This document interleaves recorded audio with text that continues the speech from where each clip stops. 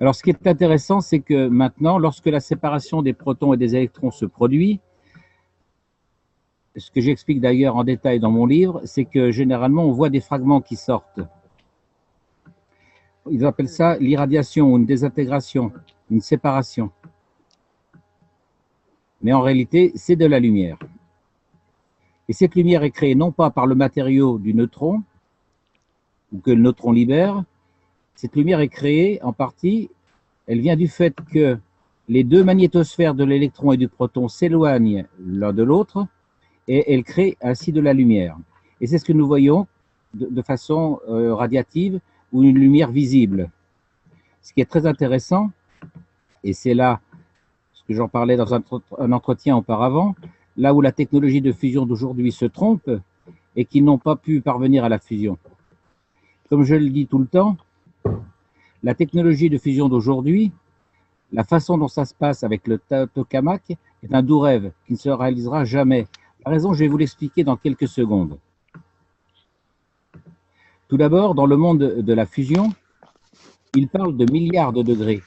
Ils veulent atteindre la température du centre du Soleil. Comme nous le savons, nous sommes en contact permanent avec les physiciens du plasma des systèmes tokamak. Le champ de gravité au centre des réacteurs tokamak, qui est environ de 0,1 G, 1,6 G, et s'ils veulent reproduire les températures et les conditions de fusion au sein du centre du Soleil, où se trouve le champ gravitationnel nécessaire pour la fusion, d'où sortent-ils avec le concept de penser que, tiens, là, un plasma?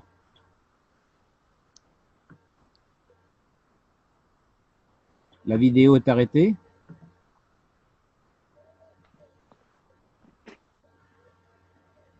Yves, tu es toujours avec nous? Oui, alors, d'où sortent-ils? Non, non, la vidéo autour. En fait, c'est un plasma normal. En fait, il est souple et ils essaient de fusionner deux boules dures et ça ne fonctionne pas. C'est l'idée fausse que la technologie de fusion continue à propager, juste pour faire de la recherche et du développement. Mais avant tout,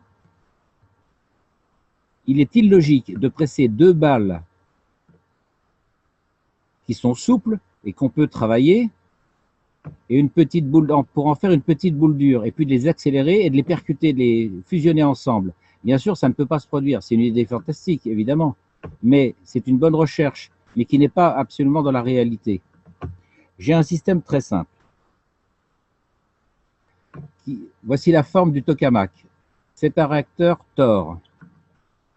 Oui, c'est très simple. J'explique où est la différence. Quelle est cette différence? Parce que, comme nous l'avons expliqué et nous l'avons développé, la technologie de dilution du plasma est beaucoup plus facile. Il est beaucoup plus facile de mélanger le contenu de deux plasmas souples, tels que le figure un œuf, et c'est ce que c'est. Un œuf, c'est littéralement un autre plasma. Et il est plus facile de faire une omelette avec ça que d'essayer de faire une omelette avec le contenu de deux œufs durs. Personnellement, personne ne peut t'expliquer. Pardon, excuse-moi, tu peux stopper s'il te plaît. Tu peux revenir un petit peu en arrière, Yves, s'il te plaît. Puis il veut le faire une mélodie. J'arrive.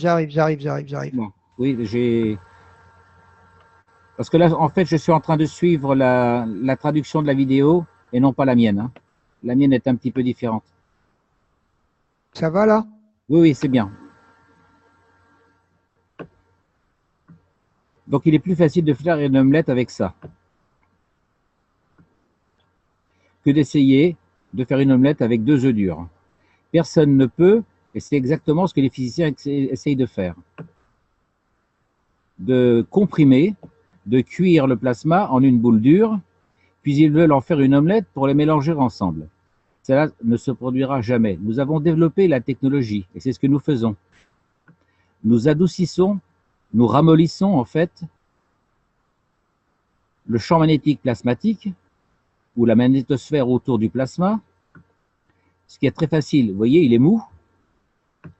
Nous le ramollissons et alors, ce qu'ils appellent la barrière de Coulomb est réduite. Tu peux stopper ici, s'il te plaît. Tu peux stopper, ouais, merci. C'est stoppé. Alors, la barrière de Coulomb, c'est une définition mathématique qui qui définit la limite de la force de répulsion entre deux champs magnétiques. Si vous prenez deux aimants, il y a à un moment donné, il y a une certaine distance, l'effet de répulsion des deux champs se stoppe. C'est cette limite qu'on appelle la barrière de Coulomb. Dedans intervient la masse et le poids d'un objet ou d'une matière quelconque. La masse se définit comme étant invariable, quel que soit l'endroit de l'univers où vous vous trouvez. C'est la quantité de matière. Alors que le poids, c'est cette quantité de matière multipliée par la gravitation, qui est de 9G sur Terre. D'accord? Donc, dans cette barrière de Coulomb, sa formule mathématique fait intervenir la distance entre deux, on va dire deux aimants ou deux champs plasma, leur angle dans l'espace en 3 dimensions, certains coefficients et la perméabilité ambiante ou du milieu ambiant. Voilà pour ce qui est l'explication de la barrière de Coulomb. Donc, on peut reprendre la vidéo si tu veux bien.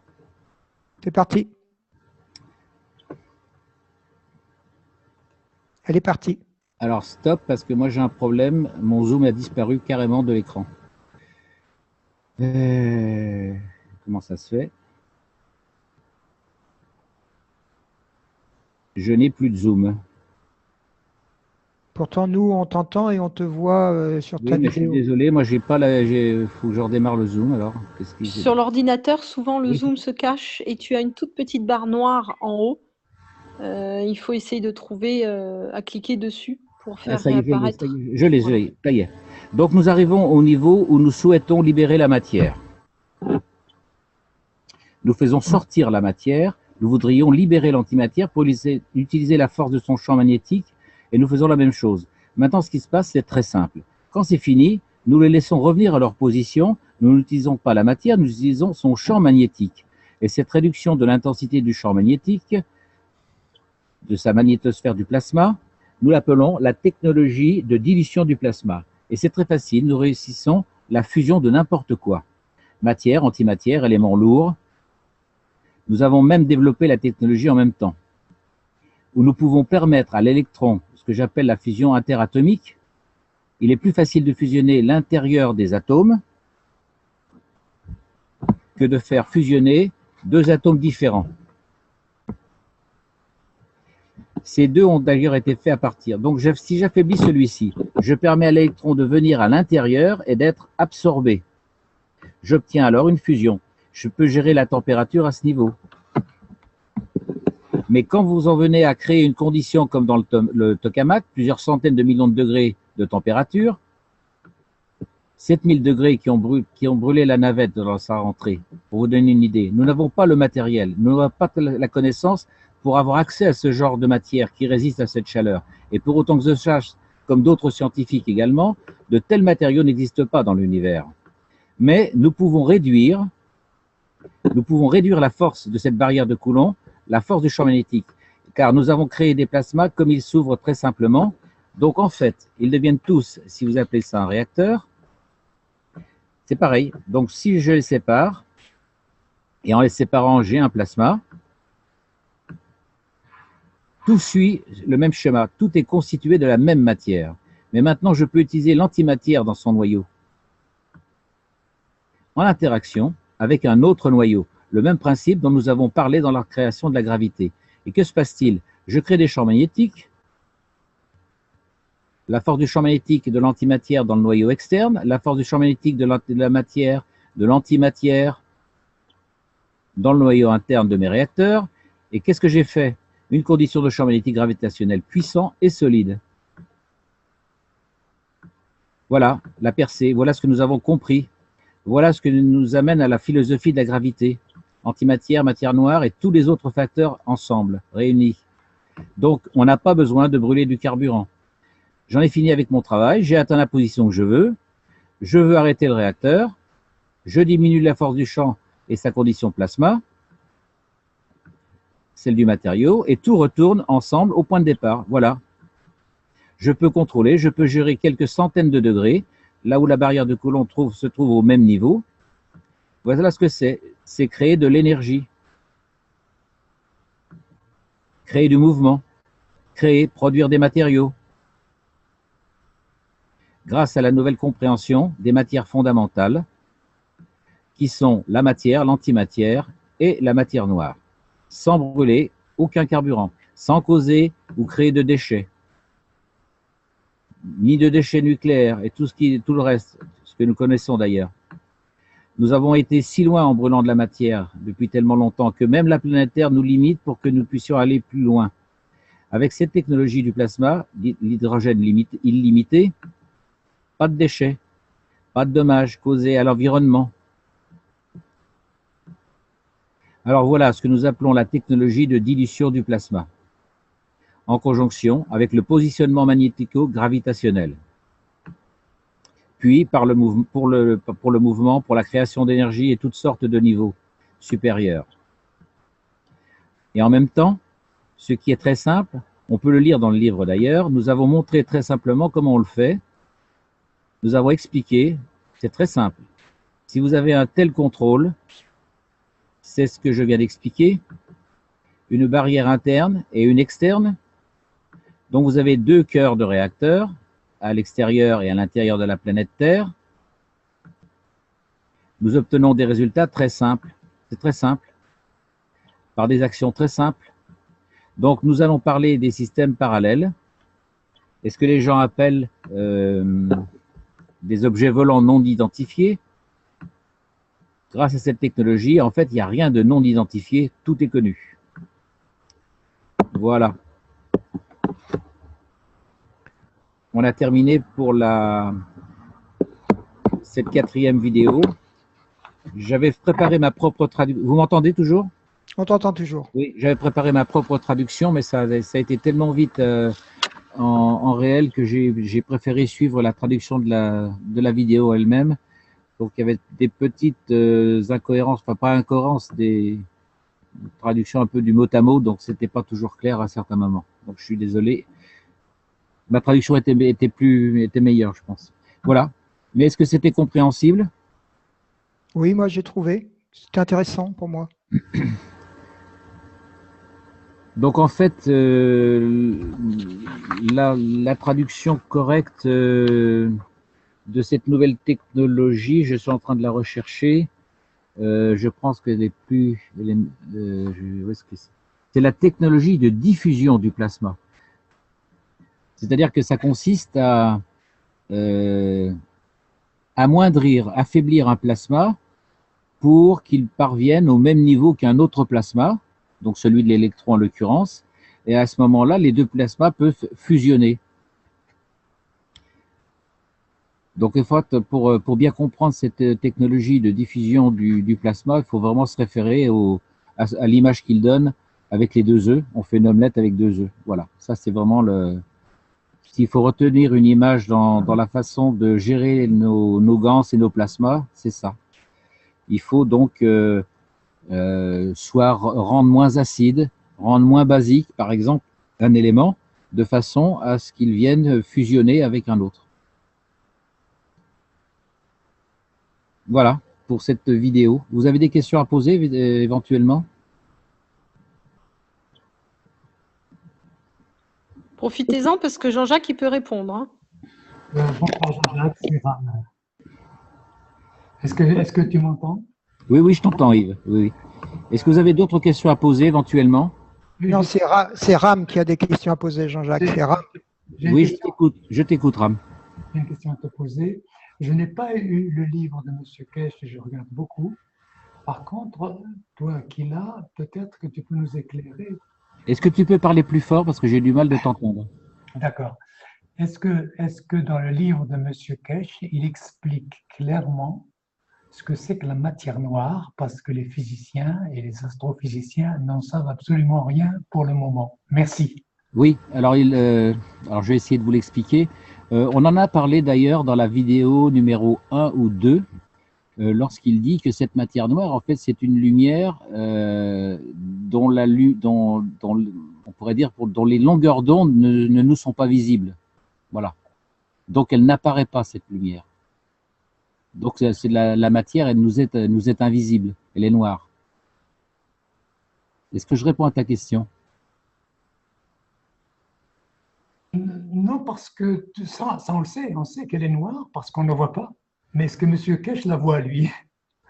Ah, alors ça, je ne peux pas te répondre. Ça, je ne sais pas. Voilà. Je ne sais pas. Voilà. Je ne sais pas s'il en parle dans son livre. Ah, je ne sais pas. Je sais pas si les êtres supérieurs peuvent l'avoir. Je ne peux pas te répondre. Effectivement, dans le monde de la Ram, physique, effectivement, dans le monde de la physique actuelle, c'est moi qui suis déconnecté là. cette notion de matière noire et d'antimatière, moi, quand j'ai 67 ans, j'ai passé mon bac donc il y a très longtemps, et c'était la première fois cette année-là que les physiciens russes parlaient de cette matière noire et d'antimatière. Et du coup, en physique, j'étais complètement perdu, je comprenais rien du tout. Et donc, je commence seulement à comprendre un petit peu ce qu'est cette matière noire et antimatière. Voilà. Mais pour répondre à ta question précise, est-ce qu'il cache la voie? J'en sais rien. Merci. Avec notre filtre, enfin, si je me réfère à ces enseignements, étant donné que nos yeux, notamment, sont faits d'acides aminés et que comment dire, ils agissent comme un filtre, cette matière, voilà, nous, on ne peut pas la voir. Voilà. Mais elle existe. Si on avait je dirais, la bonne lumière pour la voir, on la verrait. Voilà. Merci, merci. Mais c'est une question, je réponds qu'à moitié à ta question, hein, je conçois. Ça laisse un peu sur la fin.